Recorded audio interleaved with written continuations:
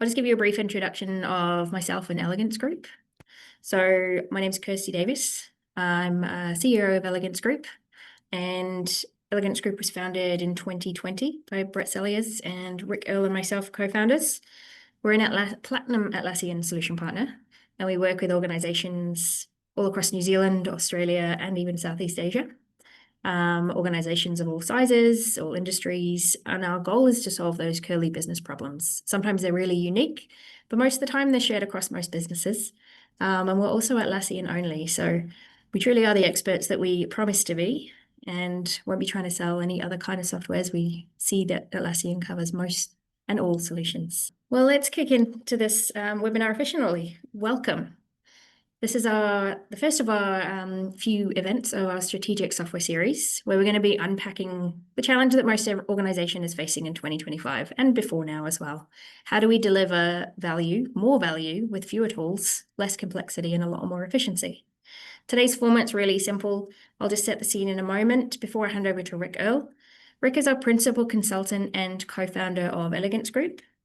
And Rick will take about 25 minutes going through how to get more from your tech that you already have to move you towards owning strategic enablement tools, and including real examples and ways to identify features that you are probably already paying for, perhaps don't know, but also aren't using. And then we'll open up for some questions at the end for about 10 to 15 minutes. Based on the chat, hopefully we'll get quite a few good questions coming through. Don't feel like you need to wait till the end. Like, pop those questions in there at any point and we'll bring those up. I'll bring those up to Rick to answer at the end. Yeah, Rick, if you could flick to slide 3, please, that would be awesome. Thank you. So, tightening belts, expanding expectation, the ever-growing problem that everyone is facing, I'm pretty sure. The economic background right now is challenging, still very challenging. High inflation, unpredictable interest rates, ongoing geopolitical instability. All businesses are being forced to think differently, let alone just with those things, let alone with AI being involved as well. So every license, every integration, every decision is having to prove its worth. And I'm sure you're all asking the same question. Are we getting the maximum return from our tech stack? It used to be easy not that long ago to just add another app, add another platform to solve the problem I have right now. But that's also caused a lot of tool sprawl, which is also the problem we're facing right now. You've all mentioned that you've got either over 20 or about 15 different tools in your organizations. And I'm sure they all have overlapping functionalities too, unused licenses, complicated integrations. They perhaps cost more to maintain than they actually deliver. So procurement teams are also moving more towards vendor consolidation. They're not just looking to save money, but reduce the integration risks, improve data flow, simplify the support that you're getting. And that focus really is on operational efficiency and creating a connected system of work. So that brings us to why we're all here today. So Atlassian has evolved well beyond its roots in software development. And it's a platform for managing any kind of work, not just IT service management, either enterprise service management or your HR workflows, your legal, finance, compliance, project delivery, all in one place. And so I'll hand over now to Rick, who'll take you through how this fits into the bigger picture and how Atlassian provides that one lean system of work to support your business today and scales with you tomorrow. Thank you. Over to you, Rick. Hey there, everyone. Thanks for joining, and thanks for that, Kirsty. So I'm going to take us through the concepts of rationalization of your tool chain and how road mapping is effectively how to get the most out of your tools through rationalization over time. Okay. So what are rationalization and what are road mapping in the context we're talking about today? Well, rationalization, the obvious parts is balancing your costs and benefits and according to your priorities. And those are a bit different for everybody, depending on your circumstances. Another obvious one's probably consolidation. So that's reducing the amount of duplication in your tools, overlap, and also basically reducing the complexity of what you're trying to achieve with the tools. A less obvious one, and in some ways counterintuitive, is sometimes investment. Spending a bit more can help you save and spend less. And so leveraging tools more cost effectively, but also several other points that are more subtle that I'll work through shortly in later slides. So what about road mapping? Well, that's rationalization over time. That's basically where we are trying to align our product roadmap with our platforms and our organizational evolution so that we're achieving the best balance of costs and benefits over time as those landscapes shift. And as you might imagine, what I'm talking about here, it's not just one simple roadmap. It's a function of many different roadmaps and a synthesis of them. And it's a moving continuum. Okay. So some of the consolidation opportunities out there right now, and obviously we're speaking from an Atlassian partner perspective here, some really compelling ones right now.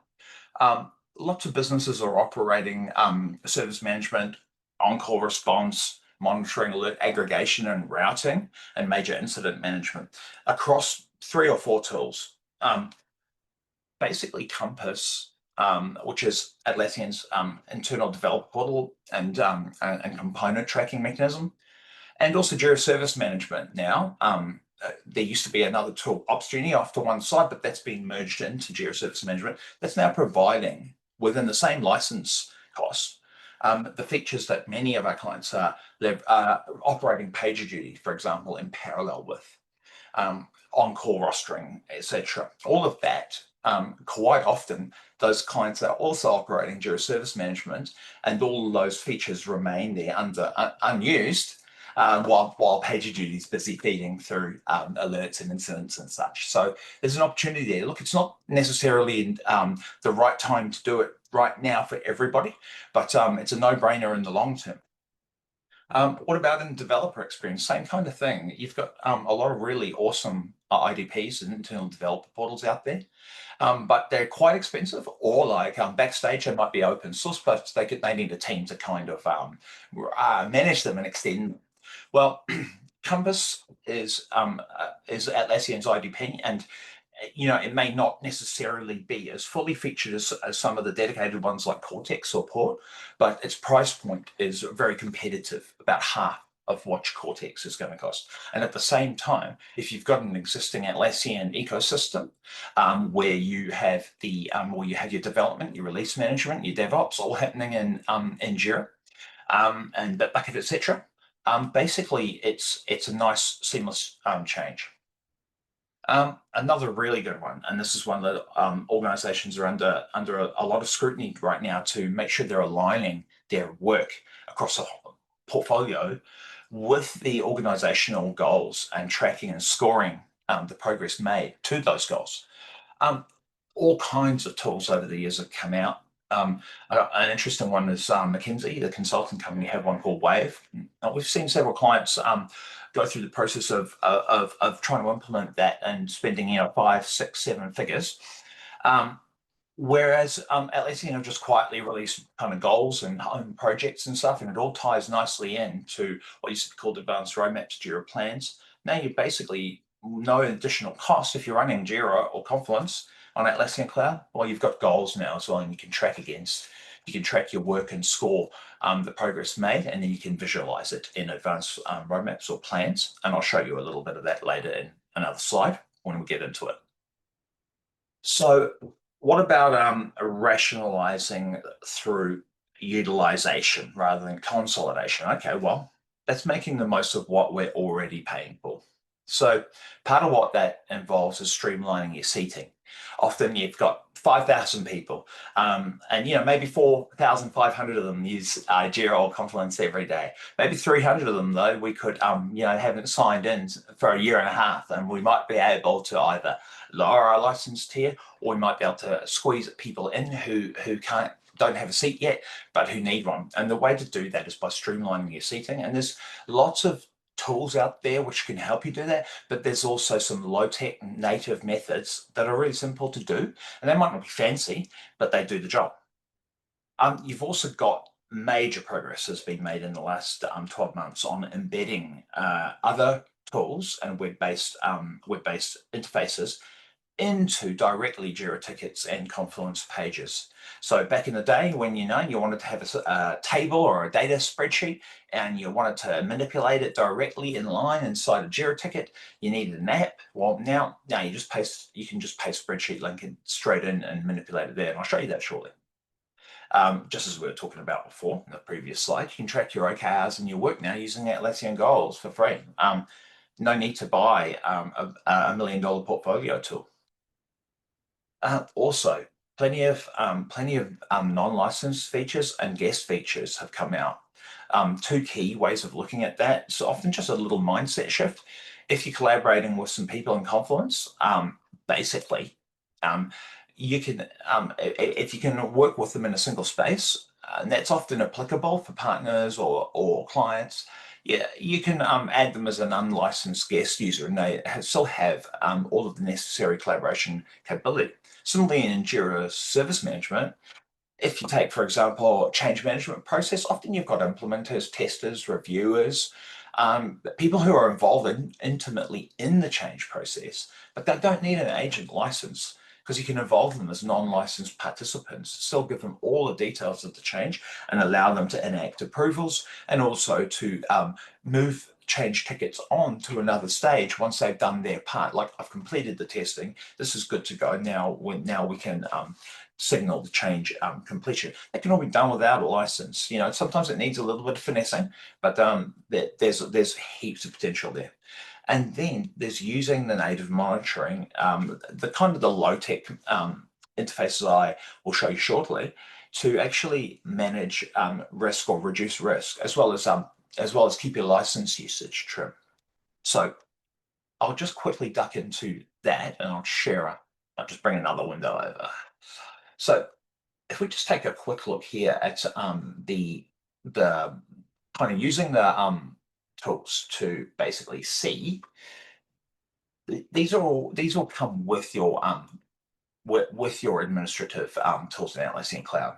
You see, this is an organizational insights for the security aspect. And you can see immediately that you can have a look and see how many users from which domains are coming in. And you can see basically which ones are external, which ones are managed. At a glance, you can start to see, and user activity, you can start to see, okay, well, we've got, 45 people coming in from, from acme.com, but they're all inactive and they're using licenses. And we stopped working with Acme, 18 months ago. Obviously, that's a fictional example, but at a glance, you don't need a fancy monitoring tool to free up some seats there. Similarly, you've got the ability to go into your directory and just export it to a CSV. And then you can pivot that by groups, and you can end up doing things like this. And if you look at this is actually our Confluence, and I've got one of those exports embedded directly into a Confluence page. It's actually a live doc, and you can see I can actually edit it in line here. And that same sheet, just simply add some filters and some conditional formatting. And what I've got here is I've pinned this down. I can see, hey, look, we're using licenses for these tools with these people, but they've never accessed it. So there's some good low-tech methods. You don't need a fancy app for that. And then you've got an overview of your organization, and you can see your monthly active users. This one's going to look pretty sparse because it's our one Atlassian demo platform. But basically, that's all coming with the tools. You don't need an external platform for that. There's also new things within each app come out, user accounts, and these are getting a little better over time. So I'll just also quickly flip to the goals and the OKRs. So we spoke about goals, basically giving you effectively a free method to track how your work is progressing against your organizational goals. And you can kind of see how we've got actually a set of goals here plotted on a timeline. And you can slice and dice this how you want. You can view it in a timeline or as a list, and you can nest these goals. And you can score them and see what your progress is towards those. But then you can also surface these inside Jira plans, which used to be called advanced roadmaps. And you can now see actually that I've got these same goals with their status and their risk level, and then the work itself. tracking against it. And you can apply that. It's a many-to-many relationship across your work and your goals. All right, so I won't sidetrack too far into that. So I'll cover as much as quickly as I can, and then we'll save some time for deeper questions at the end. Yeah. All right. So that's utilization. Okay. Well, what about the more counterintuitive idea of buying more to save? So, well, that is true where it makes sense, and this is where your rationalization and the road mapping becomes important, because that's how you can tell where investing some now is going to save you or yield you returns far in excess. So where is that most likely to be? It's likely to be where paid apps or external platforms can be supplanted, can be replaced.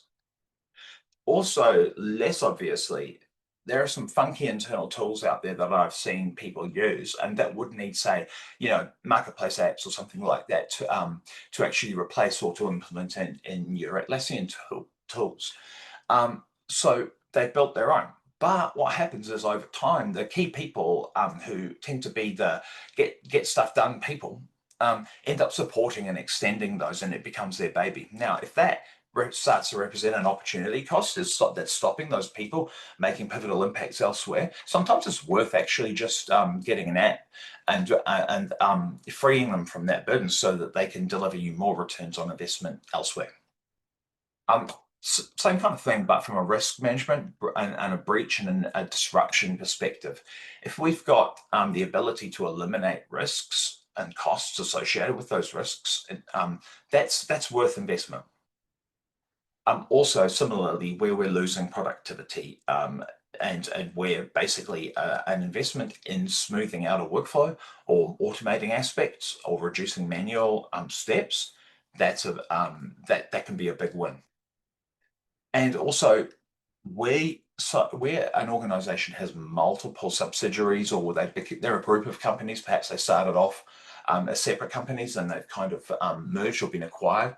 Often they're sitting on their own Atlassian orgs, and they could actually go on an enterprise plan and consolidate into that org and have multiple sites for far less, and give an absolute, in total terms, in absolute terms, their licensing spend would go down, and their support tier will go up, and all of the rate limiting and usage thresholds and all kinds of thresholds are massively more hardened and generous on the enterprise plan. All right. And then there's the way you leverage partners like us. You can actually invest in using innovative approaches to, instead of paying partners to do traditional kind of solution design, big build, launch, and then re-engaging them to extend it while your internal teams kind of operate that kind of passively. Actually, now there is an opportunity to leverage people like ourselves to kickstart developments and features and tooling expansions, but to kickstart that with your teams, and then to allow them to run with it and to own and build it, and then but remain available. The partners remain available as it's being built and operated on demand to bring in spike input.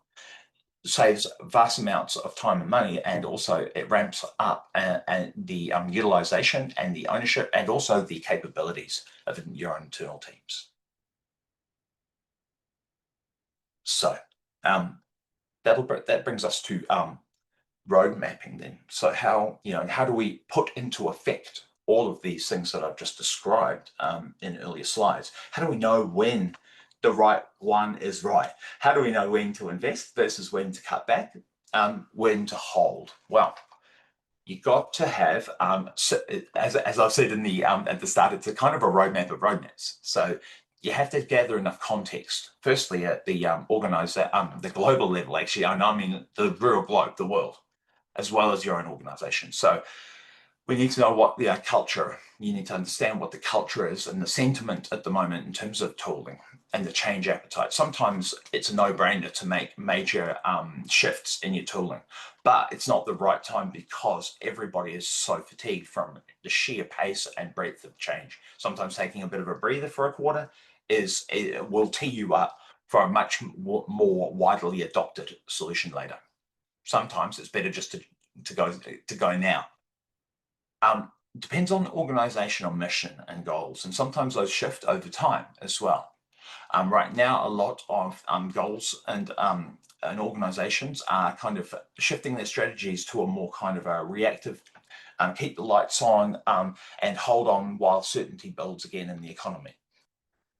So that brings us to economy and the society and the competitive landscape. Often what you're doing in your tooling this year and next year may be radically influenced by what your competitors are bringing to market.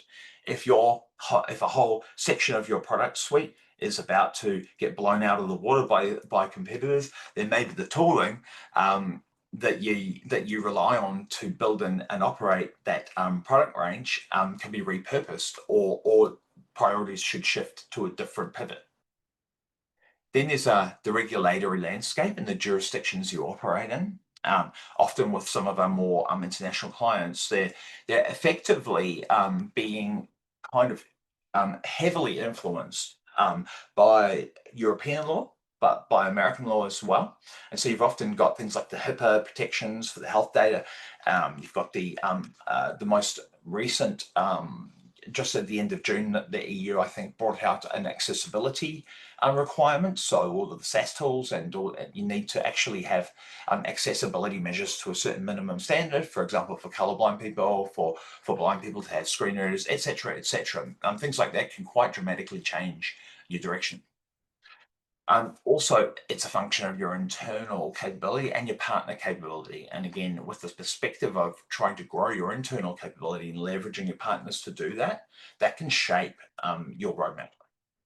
And then, of course, the risk environment. If we are just about to move into crypto trading in Nigeria or something like that, or ATM anti-skimming devices in Romania or something like that, we may want to invest in, more defensive postures. Whereas if we're just operating a pizza delivery service, we may not be as concerned with certain aspects of the risk profile. All right. What's the other context we need? Well, it's about our tooling. But it's what's the past and how's it been and how is it now? Because that shapes how we go forwards. So current tools and the interfaces between them. We've heard quite a bit in the chat today about lots and lots of platforms being operated. Some of our clients actually operate more than 1,000, in fact, close to 2,000 systems across various parts of their business. Luckily, no one person has to operate in all 2,000, but as you might imagine, that's a lot. How are they utilized and what's the total cost of ownership today? Often it can be quite different to what people anticipated. High cost of ownership. Obviously, we want to avoid a scenario where something that we thought was going to be really economical has high costs, but it's underutilized. That's the worst. So that's important. What's been the history of incidents and their impact? Everyone is always gung-ho when the new system rolls out, but if 2 years later we've had like 17 incidents and it cost 5 person weeks of time, doesn't really matter how good the solution is. Sometimes the reliability puts the kibosh on it. And what about the functional overlaps? This is a bit more intuitive. And what's the gaps? So, if we've got PagerDuty running, for example, it's a good system. But if we've got JSM running as well, well, then you're kind of paying for what PagerDuty does. And pay when Atlassian, you're paying for Atlassian, and that does that as well. So there's an overlap, but often there's gaps. There's the security and the change complexity in your current environment.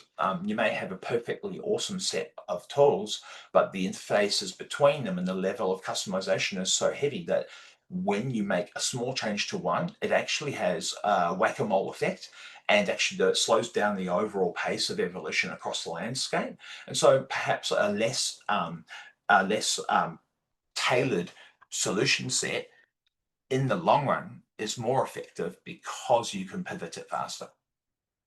And similarly, there's the integration and migration pathways. So, when making decisions about what tooling to go with next or how to change what you've got now, you've also got to consider how how difficult or easy it is to migrate off current tooling to that new tooling, and also to swap over integrations between them. And it's at that point you get to what is probably the more intuitive aspect or the more obvious aspect of what road mapping would be. So that's the actual tool roadmaps and the basically product feature compliance roadmaps of the tools you're operating. So that can be SaaS tool roadmaps and trust centers, such as for Atlassian. Importantly, licensing models, pricing models, consumption-based versus user-based, etc.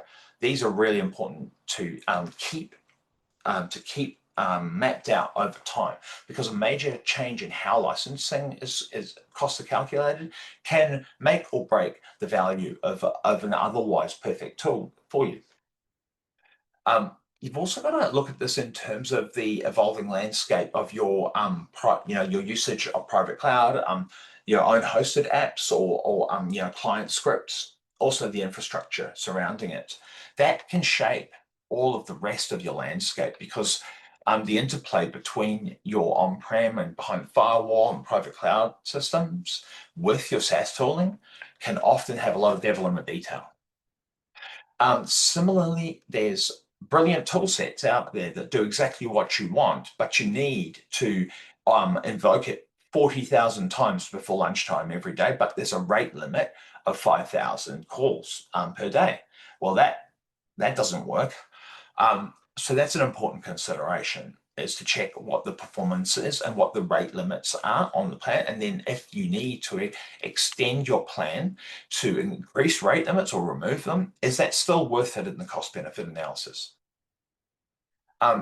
There's the evolving network and the edges in your network, the data security, the segmentation that you need, and the residency and the controls surrounding those. If your landscape changes, where, for example, you start storing passports and driver's licenses and things like that of people, you can suddenly need a data residency requirement of Australia and New Zealand, for example. But some of the apps you may only have a single data residency option.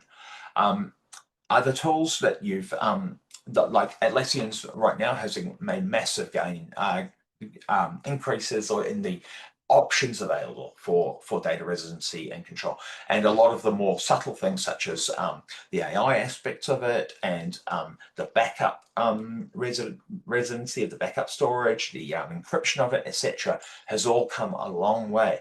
And so that's giving you opening up big options to do things in the cloud that perhaps you would have normally had to do on-prem or in a custom hosted environment. And then there's the actual connectors and services that that glue everything together. How are those evolving? So integration platform as a service, so your Zapiers, Workados, and if this then that kind of thing, but also your marketplace apps as well that you're leveraging right now. I mean, we're a Tempo partner. We use Tempo timesheets and capacity planning. These things are relied on every single day by many Atlassian site operators. And if their roadmap changes or they have new features coming out or new options for residency and security measures, that can make a big impact on the decisions you'll make about how you leverage those. I'll just quickly show you something in that regard. So some of the tools online for this, the Atlassian Cloud Roadmap. That's your friend, and you can see here basically it's able to be filtered by all of the various apps and use case categories, and also what features have already been released, which ones are coming soon. I'm showing this one in terms of goals. That's the OKR tracking tool that's basically free if you've got Jira Confluence. And you can see actually they've got the data residency coming up for goals and project and home. So that's a big deal. There's a couple of other things like metrics and all have just recently been released. They're really keeping pace. Atlassian have really lifted their product development and release game in the last year or two. And a lot of the things that we've built whole solutions for in the past are now natively available. Now, similarly, there's the trust center from the compliance perspective. And this is going to show you basically all of the certifications and attestations, as well as third-party assessments or audits that may be required in order to get the necessary consents internally to implement a tool like this. And you can kind of see that, say, let's just take a look at HIPAA. So I'll go global. There we go.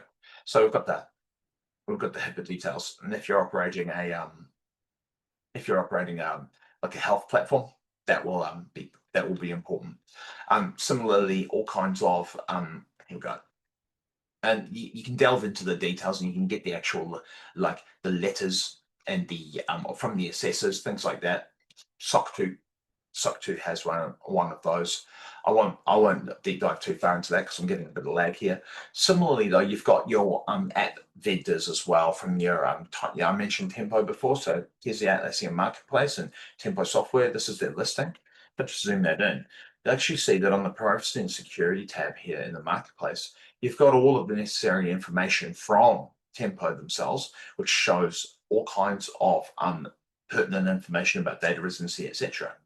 Similarly, though, if that's that's good for making rapid assessments, but then you also have the trust center itself. And you can see the trust center is here. And okay, well, let's take a look at Tempo's trust center. See, they've got a very similar searchable trust center to Atlassian. Okay, over time, not all the vendors have it set up as well as Tempo, but they all do have the information. And we make a point of engaging on a vendor-by-vendor basis and forming relationships with them to understand what their product roadmaps are, which they don't always publish like Atlassian do, and also to understand what the compliance landscape is. And so we would encourage any operator of Atlassian or any other tooling to do the same, or to leverage people like us who do. Okay, and I will go back to my slides.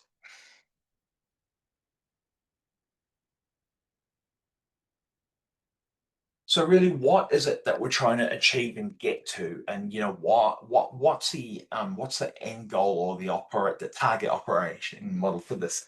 Well, really, it's to understand that operating SaaS, PaaS, iPaaS, and private tools all in concert, it's not a destination, it's an ongoing journey, it's a continuum. And here's a really tiny, simple frame of, say, what could be a much larger synthesized roadmap. And you can kind of see we've got basically organizational events or product events, the Atlassian Cloud Roadmap events here on the top. Then we've got changes in our org here. Then we've got our collaboration tools and our strategy and delivery ecosystem here. So if I'm looking at over time, I've got my 2 quarters projected here, and we can say, hey, well, we want to migrate Asana into Jira, and the risk management team are going to be using that. And we know they're getting onboarded at the end of May.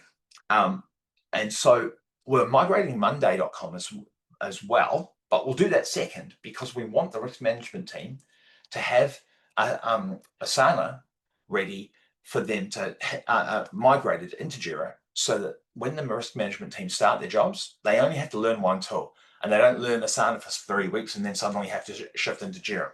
Okay, but what's the prerequisite to actually get those effectively migrated in? Well, the native migration toolset inside the Atlassian Cloud platform for migrating Asana and Monday into Jira is now firmed up and available. So that's really important. But also, hey, in Jira core projects, well, when I use Asana, I have all these beautiful kinds of views where I can kind of scroll with my cursor keys, arrow keys, like as if I was in a spreadsheet. I can kind of see table-like views and color-coded lists of my tickets. You can't do that in Jira, can you? Well, okay, you can now. And so basically, knowing that gives a lot of adoption ease for the Asana users. They don't suddenly feel like they've taken a downgrade. That's one example. Then you've got things like, okay, well, the European Accessibility Act, it's kicking in at the end of June. So basically, when that happens, that means we know that Atlassian are releasing their the compliance aspect of all of their SaaS front end to meet the standards. okay, well, when that's in place, we know that we can actually build all of our external facing knowledge bases in Confluence that need to be presented to all audiences in a compliant way. Okay, great, because we know that the Atlassian are already making it compliant. That means we can hold off on publishing that for now and wait until it's compliant, and then we do it once, do it right. All right. What about something like security? Well, I've got external user 2FA enforcement is actually coming out towards the, or in theory, it should actually be out now. And then until that was out, though, our security team internally wouldn't let me collaborate with my external suppliers and clients directly in our tools because they have strict requirement that multi-factor authentication is in place. So, okay, well, there we go. We've actually maintained our external collaboration workarounds until sometime in July when that 2FA enforcement kicks in, and then we'll onboard them then. And we don't need to buy anything new. We just need to hold and wait until it supports it.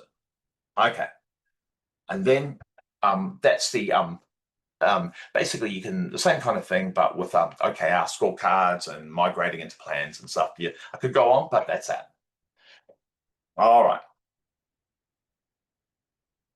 So, okay, here's the final kind of objectives, or what is that we're trying to yield or get from the ideas of road mapping and rationalization. Well, but excuse me, we want to reap continuous returns. We want continuous building, accumulating returns on our investment. And also, happily, we're hoping for a whole heap of unexpected indirect rewards and spin-off benefits from that as well. Okay, what kind of things are those? Well, often when you're rolling out complex tooling across organizations, the end users or even power users feel a bit like passengers in the car, and they're kind of like, "Are we there yet? Are we there yet?" Oh, and it's up to the drivers to say when they can get in.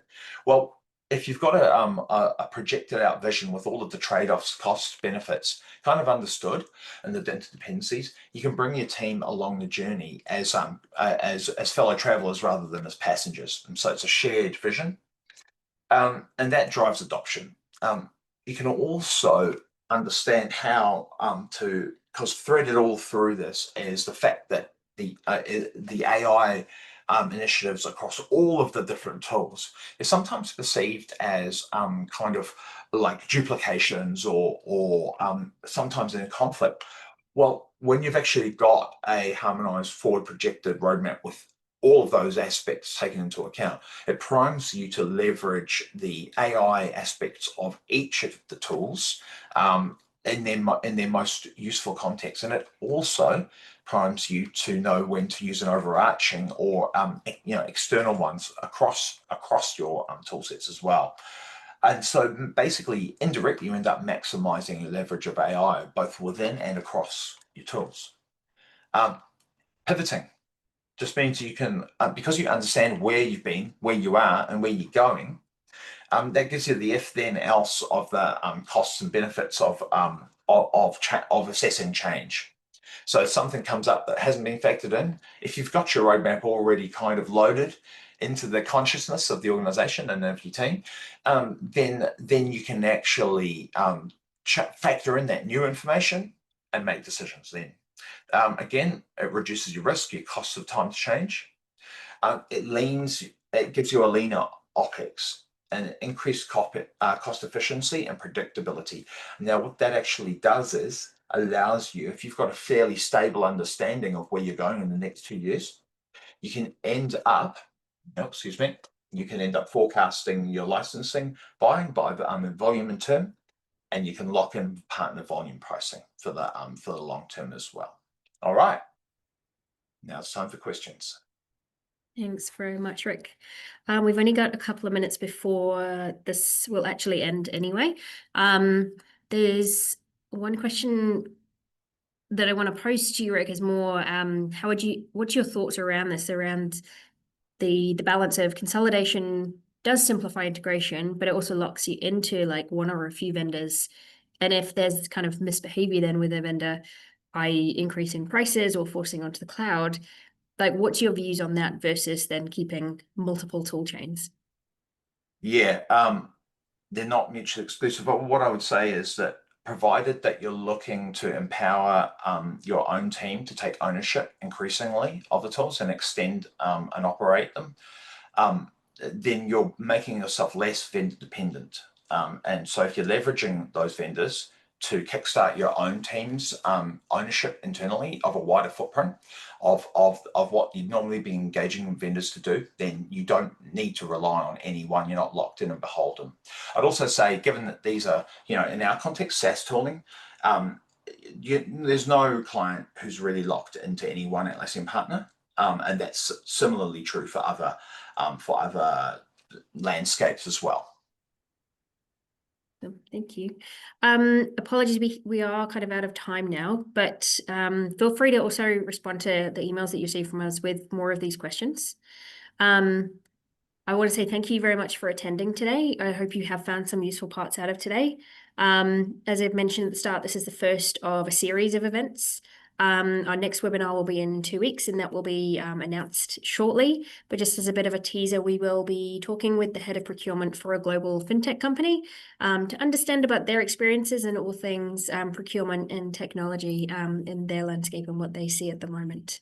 Thank you very much for all your time.